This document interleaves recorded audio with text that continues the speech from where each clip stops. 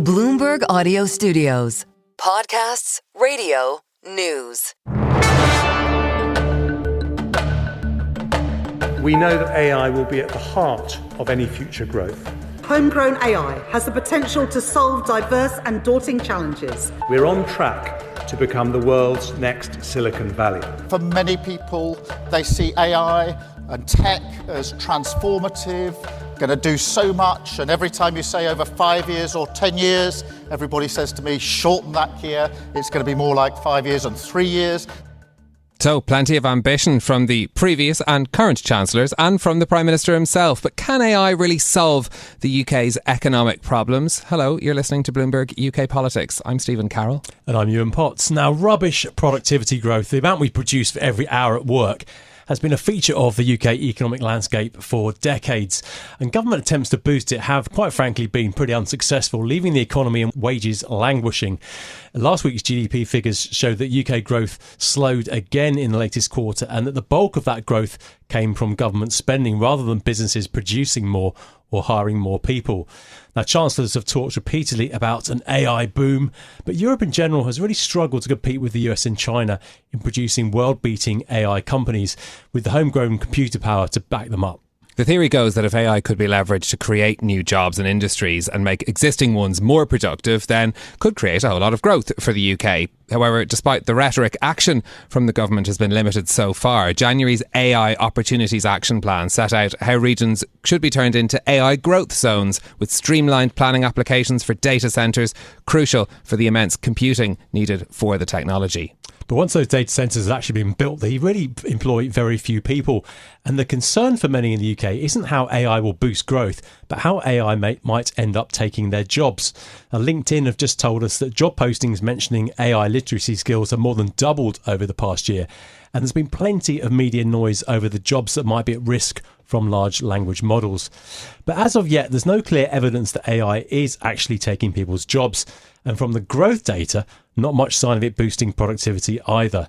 So could AI rescue the UK from its productivity crisis? We're joining us now to discuss Josh Simons, Labour MP for Makerfield, whose PhD was in AI and democracy and has worked with Meta's AI team. Also with us, Nic Prettejohn, who is head of AI for the UK and Nordics at the tech firm Palantir, which has several government IT contracts, including with the NHS. Welcome to you both. Josh, I want to start with you. What is then the ambition for what AI can do for the UK? Well, I think it's really important to say up top that AI itself won't do anything, whether that's take people's jobs or boost productivity. In order for AI to have an impact on our economy and our society, governments, businesses, organizations with purpose and missions and strategies have to adopt it, design it, use it, deploy it.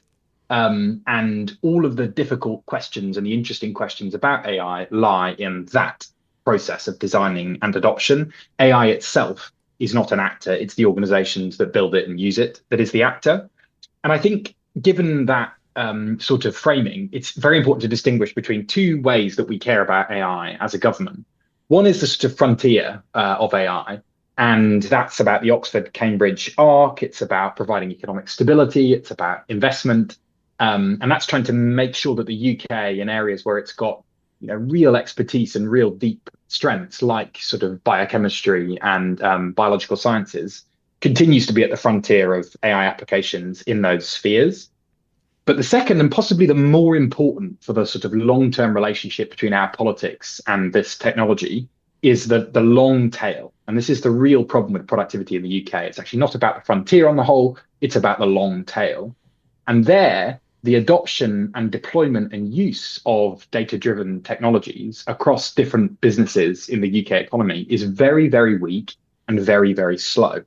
And that, to me, is the central policy question that not just this government, but all UK governments over the next 10 to 15 years are going to face. How do we bolster the adoption of data science, AI across businesses and different bits of the government in a long tail of low productivity growth that has blighted this country for 15, 20 years now?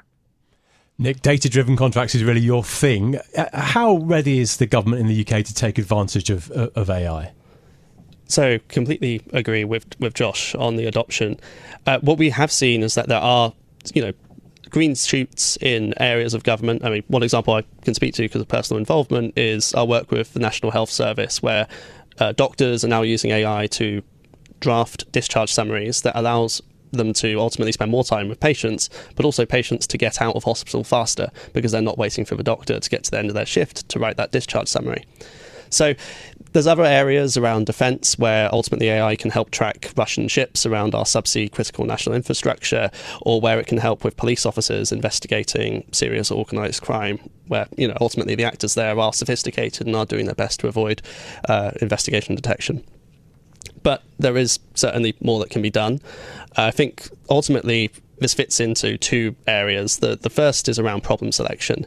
A lot of folks out there in both government but also in the private sector are going around looking for AI use cases. They've seen how ChatGPT can summarize meetings, so they think that let's go summarize all the meetings. But ultimately, if you suddenly hire, 500,000 AI secretaries, you don't suddenly make any sort of impact on the problems of the day. You need to actually start with the mission statements. And I think this government's been pretty clear on the priorities. I think ultimately voters and citizens are clear on what they want to see improved at. You need to start with these missions and work back from them to figure out how you can use AI to ultimately address those. And that's what's going to get people to sit up. That's what's going to get people to care. But you do need strong leaders who are going to keep people focused to that. But there are practical issues as well with applying this technology to many key sectors too, and we've seen that with the NHS contract as well, certain hospitals being more resistant to adopting it as well. How do you deal with those issues? Because there's going to be a lot of disruption if the technology reaches the ambitions that's set for it. That's a really good point. So the number one issue and risk here is that folks buy technology that doesn't provide any results. Ultimately, I think public sector has seen a huge number of IT projects fail. And so what we really need to look at is how do you test and evaluate technologies like ours or like others, which can ultimately address these problems. And so the really exciting thing here is that unlike prior technology, AI technology can be evaluated very, very fast. And also that the problems that we're addressing are so much more enormous than previously. Take the tax gap, for example. That's a £60 billion problem. That should be able to underwrite multiple dozens of AI projects to address and improve, ultimately, tax collectors working to work through that. And if you can evaluate the performance of this AI solution over weeks or months, then ultimately I think you'll start to see this technology provide for citizens and provide for workers in these spaces. Josh, in terms of how efficient the government is and how well it's run, what should the government be doing in terms of making this all happen, using AI to drive gains in government over the next couple of years? Well, I completely agree with Nic's point, and I think in what he was saying about mission and purpose lies the answer to your question. AI is a tool that you have to apply to a particular problem or use case, and the skill and where you get real productivity boosts from it lies in identifying what problems are going to be the kinds of problems that we can use AI to solve, and what kinds of people do we need round the table in order to design the right AI tool and then adopt it and integrate it into the organization and its sort of decision-making process. And that requires a very different way of thinking about how you construct effective teams. And this is true actually in companies, but it's also true in government, and it's hard for government. You need multidisciplinary teams where people from very different backgrounds who have some experience of the context in which the tool is going to be used, data scientists, sometimes people who are organizational leaders who have that clarity of mission and purpose, come together and are able to have a very focused conversation about different use cases and how you apply them. And that kind of multidisciplinary design approach is very different to how governments, big modern states in the last 100 years have worked. They have tended to be civil servants, and Whitehall tends to be about policy, using law and different other tools that governments have at their disposal to change things. This is a different kind of problem. It's not about law and policy, it's about design, system design, institutional design. And in order to do that well, you need both very clear leadership in clarity of purpose and mission, and then you need the capacity to bring together multidisciplinary teams who can have a very focused problem-solving conversation. And that does require quite radical reorganization in a way that the way that governments and states work, just as it does in the private sector too. So how do you do that, Josh, in conversations? I mean, if you have conversations either with your constituents or, in interactions with public services where people say they're worried about AI coming because they think it's either going to take their jobs or that it's going to take away some of the human element that people are used to in their public services. Well, let me give you a couple of examples. So just to stay up front, that in my view, the conversation about AI taking jobs just is full of quite a lot of misnomers and inaccurate ways of thinking about how labour substitution works. The bottom line is that every 2 or 3 years, there's a new prediction about the percentage of jobs that will be gone in, 5-10 years. And so far, they've proved to be inaccurate. So I think concerns about the sort of mass displacement of people by AI are misplaced.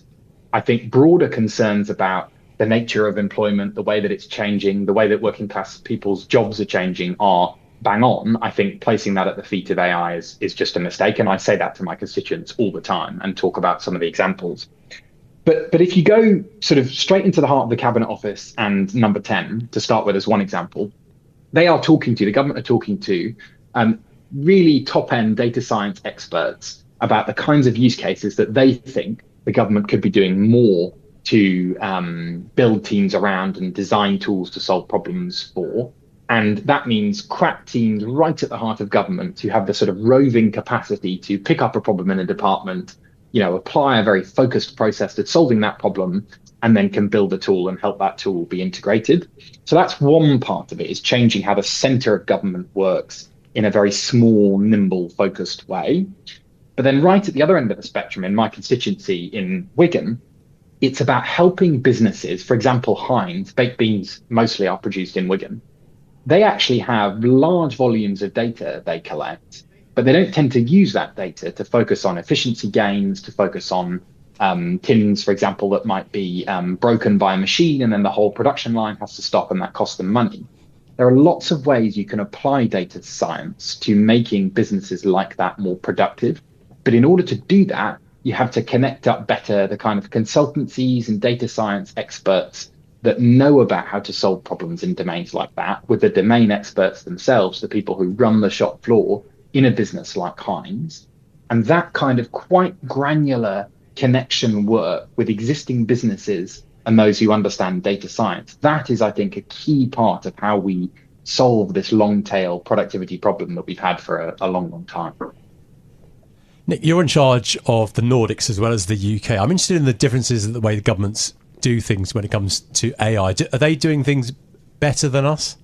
I think the area to look at is not the Nordics, it's the US. Ultimately, there's one government, but also there's one private sector that is adopting AI far faster and far better. It's not just about speed, but also about how they do it, and that is America. And I would say that's where we need to be comparing. In what ways, though? What is the US doing that's working well? I'll give you an example. So we work with a company called AIG, which is one of the world's largest insurance companies, and they started with the objective of, we believe AI can help us grow revenue. Palantir, please can you come help? And so what we do is, well, where do you make money in the insurance company? It's in the underwriters. We go talk to the underwriters, and exactly how Josh describes, we got on the shop floor. We got and saw the people doing the job every day. We have a process we call forward deployed engineering, which is all about figuring this out, and then broke down the steps that they do into all these different mini steps that ultimately AI can start to automate. So underwriting any sort of inbound to AIG previously took 3 weeks. So what is the underwriter doing in that 3 weeks? They're working through the liability documents. They're looking things up. They're going back to the broker. By accelerating this, by addressing it and dialing up the AI in the bits where it can be dialed up, but not bring it in where it doesn't need to be brought in, we got that down to 3 hours. So what does that mean? Does that mean you get rid of all your underwriters? Well, no, because if you can respond 3 weeks before the competition to the broker, you win more business. They've doubled their revenue growth rate of this business unit, and that is a top-line benefit of AI. That's not sort of 20% improvement on meeting notes. And could you not replicate that in the UK? Are businesses just not as open to the idea? Oh, you absolutely could replicate it in the UK, but it starts with this leadership. I care about top-line growth, and I believe, I might not know how, that AI can help address that. And is that CEOs basically aren't as receptive to that idea in the UK? I think if you look at the markets, it sort of suggests that, doesn't it? But I suppose I'm intrigued that this conversation is happening at the coalface, because we speak to CEOs all the time who are extremely enthusiastic about AI. But where is the blockage? Where is the obstacle that you're seeing in the conversations with CEOs here? The biggest issue is ultimately in procurement of technologies and these associated services. Is US buyers are demanding and they are discerning.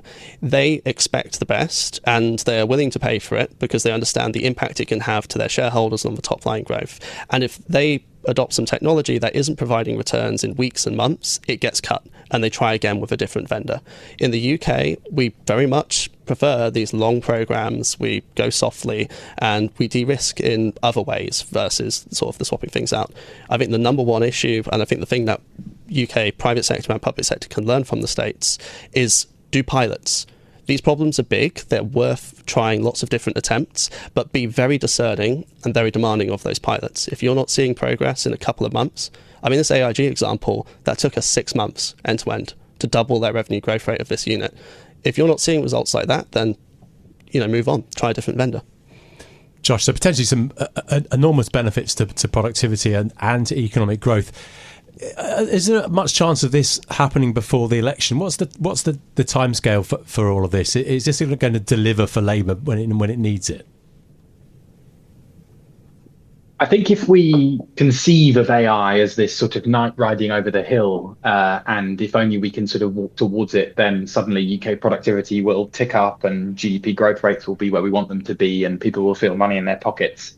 That's a real danger. And I think there is occasionally a risk that the way we talk about AI actually abdicates responsibility from organizational leaders, even political leaders, for doing some of the kind of iteration, testing and learning, mission-driven problem solving that you actually need to do in order to realize its benefits.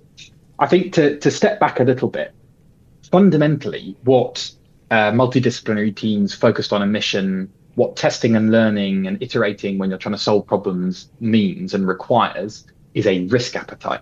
You have to be willing to take risks. And we have a problem in this country in both our public and private sector, and frankly in politics too, in which people are too frightened of risk.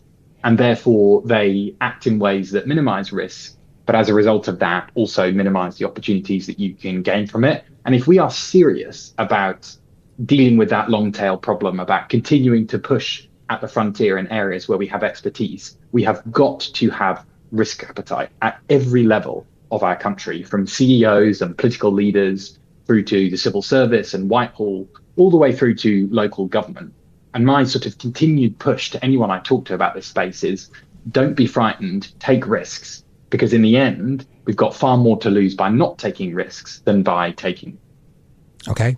Josh Simons, Labour MP for Makerfield, thank you very much for joining us, and to Nic Prettejohn as well, Head of AI for the UK and Nordics at Palantir. A fascinating conversation, not the last time I think we'll return to this subject and the potential effect it could have on the UK economy. But that is it from us for today. If you like the programme, don't forget to subscribe, give it 5 stars so other people can find it on Apple Podcasts, Spotify or wherever you listen. This episode was produced by Rose Henderson and our audio engineer was Andrew Gavin. I'm Yuan Potts. And I'm Stephen Carroll. We'll be back next week with more.